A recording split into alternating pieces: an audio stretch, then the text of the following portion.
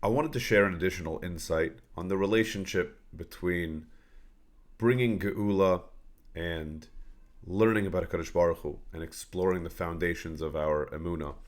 In the previous video, we mentioned that the Nevi'im speak about the period of the final redemption, or of the Messianic era, as being a period marked by a heightened level of understanding of God. And it's interesting that this is the Ramchal points out in Dat Tvunot.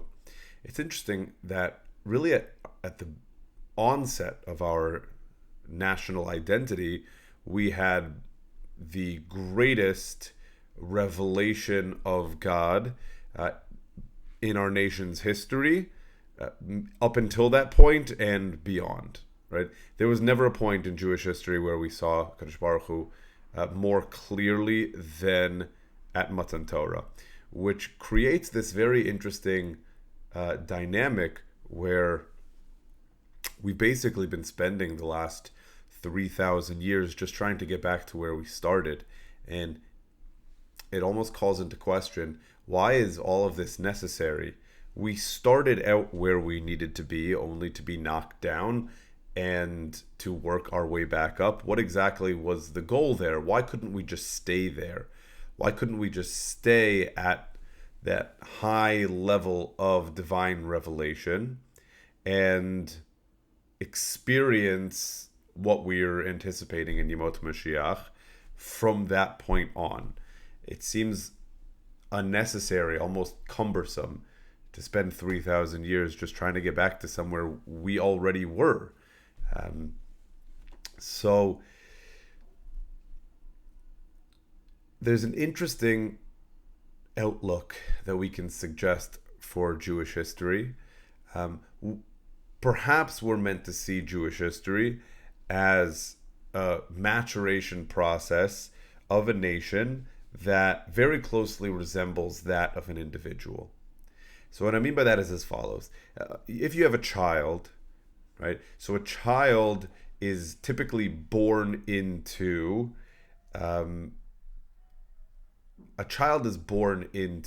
one of their most comfortable states of existence. And I'll bring an example, let's say from the average modern Orthodox household in America. A child being born into a household like that likely has one or two cars in the driveway, likely has either their own room or shares with one sibling, likely has a fridge full of food, likely has, several rooms in their house, maybe multiple stories. These things would not be uncommon. It's a very comfortable living. And the moment that you go off on your own, you hit a certain age where you're going to move out. Typically, the first place that you live is not anything close to the house that you grew up in. It's going to be smaller, more cramped. There's going to be less food. There are going to be fewer amenities. You may not have a car, certainly not two cars. The situation that you're in immediately following leaving your childhood home is often worse than the one that you grew up in. And it wouldn't be an exaggeration to say that you spend most of your life trying to work back to what you had from the beginning, right? If you could get back to the point where you are in a home that resembles the one that you grew up in, that your financial situation resembles the one that you grew up in, that you have food in the fridge, that you have the amenities, that you have the car or the two cars, right? That is a mark of success. That is a mark of success. You wouldn't have to strive beyond that. You might go beyond that, but you wouldn't have to strive beyond that. And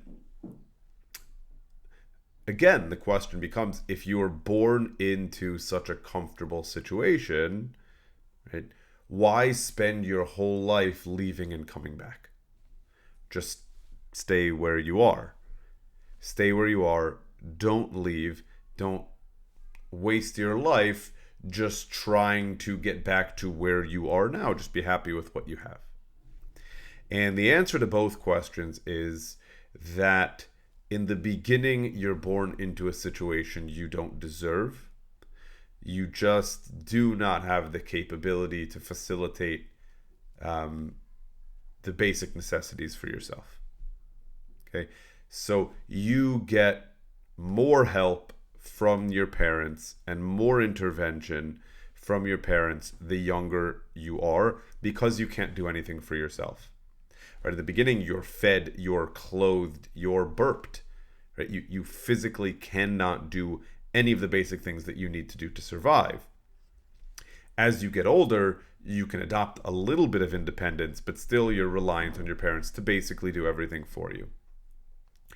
Now, ultimately, you hit this place where you're not fully mature. In fact, you're just mature enough to do things on your own. But what that looks like is a lot worse than what you grew up with. And that's not a mark of having gone backwards. That is your first step into independence, as opposed to receiving everything for free.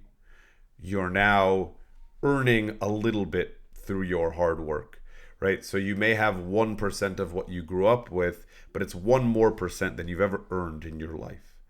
And no parent, especially not one who is, considering what's in their child's best interest, wants them to stay in the state of being a reliant recipient for their entire lives. If you need to give your 30-year-old child the same support, attention, help that you gave your 3-year-old child, that's a failure as a parent, right? The goal is not the things that you have. The goal is the capacity of getting there on your own, and that's truly valuable. And so as a person develops and matures, ultimately the goal is to become self-sufficient, where perhaps you can acquire for yourself as much as your parents could acquire for themselves. And you could say the same was true for Klal Yisrael. In the Midbar, we were children. That's basically our national infancy. We were fed by HaKadosh Baruch Hu, the man. We were given water by HaKadosh Baruch Hu, right? With the Be'er. We were protected by HaKadosh Baruch Hu. We were given shelter by HaKadosh Baruch Hu. That's the Ananei HaKavod. We were clothed by HaKadosh Baruch Hu, we say in Dvarim, that our clothing never got worn out. He did everything for us. And our transition, 18, 20, early adulthood, where we left our parents' home and started doing things for ourselves, and then immediately had less than we've ever had in our lives, was when we got to Eretz Yisrael. The clouds disappeared. We had to protect ourselves. The man disappeared. We had to grow our own plants. Now, obviously and clearly, HaKadosh Baruch Hu was involved. We look at Yericho, for example. Sure, we didn't have the Ananei HaKavod, okay, but we walked around the walls and they just fell down. That wasn't our military accomplishment, but it was more than we had done in the past. And God promised us in Dvarim, and we say it every day, twice a day, if you keep the mitzvot, the rain's going to come, and the dew is going to come, you're going to have fruit, you're going to have the food that you need. Okay, so he's not abandoning us, but we need to go through the motions in order to receive God's assistance. It wasn't that way in the Midbar, right? We had come to a new stage of national maturity, one which is more self-sufficient. So what you could argue is that what we're aspiring to in Yemot HaMashiach is a level of clarity, a level of divine clarity of HaKadosh Baruch Hu that we had on Har Sinai. But at Har Sinai, it was given to us for free. So it wasn't valuable per se. It was the best it was ever going to get, but it was free. And the goal is not to see God clearly. God could have created a world like that. He did. That's Shemaim. That's the the Malachim's understanding of God. They have clarity of God. They just did nothing to deserve it. And so it lacks the values that human beings are supposed to bring to the table. So Har Sinai was like Malachim. It was, you see God clearly. Congrats. You didn't do anything to deserve this. Okay? You did not work your way to this. God gave this to you. It was a gift. It's not going to be that way forever. And Yemot HaMashiach is the end of that process. Yemot HaMashiach is when we reach a state of divine clarity where we facilitate for ourselves the level of revelation that was once given to us for free. It's the mark of a successful and mature nation, which parallels the mark of a successful, mature individual, right? Is that you got back to where you started, but you're at a place that you can facilitate it for yourself. So what we aspire to in Yemot Mashiach is this divine clarity, but it is not gifted divine clarity.